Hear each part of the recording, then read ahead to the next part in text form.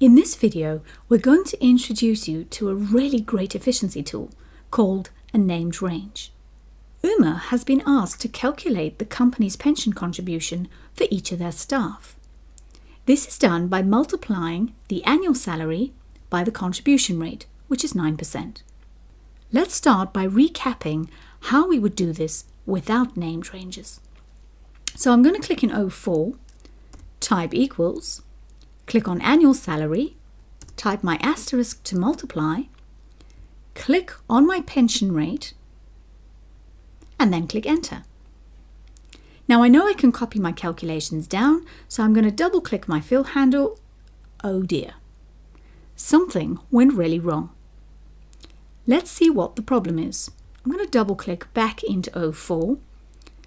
Now remember that Excel automatically uses relative referencing.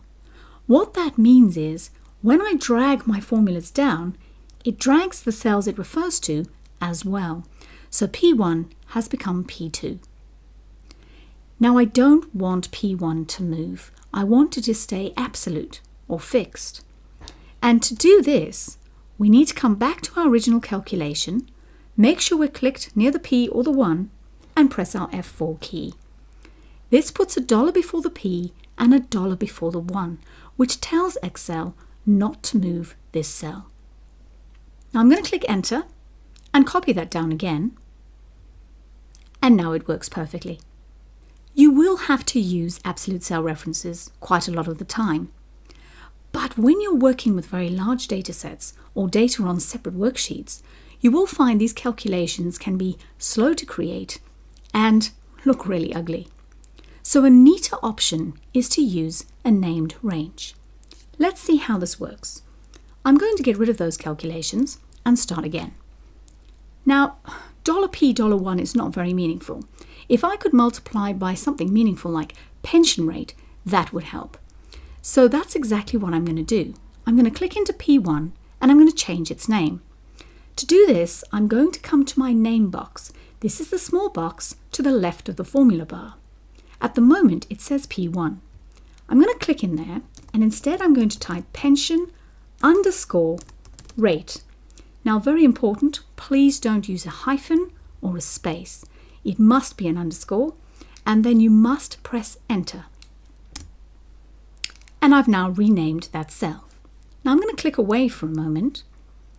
If you've just opened a workbook and you want to know if there are named ranges and where, come back to your name box, click the drop down, and there are all my named ranges. Only the one in this case, but if I click on it, it actually navigates to the named range so you can easily find it. So name box can be used to create or navigate. Right, now you probably gathered that there are a few rules around naming ranges. I'll just run through those. Named ranges can contain letters, numbers, or underscores, but no other characters, no hyphens, no spaces. They can be up to 255 characters long, but it's important you don't try and use a cell reference. Now that last one sounds a little bit silly, but be careful. For example, if I were to select these 5 cells and I decided to call them top 5, if I come into my name box and type top 5 and click enter, can you see what's happened? Top 5 is actually a cell reference.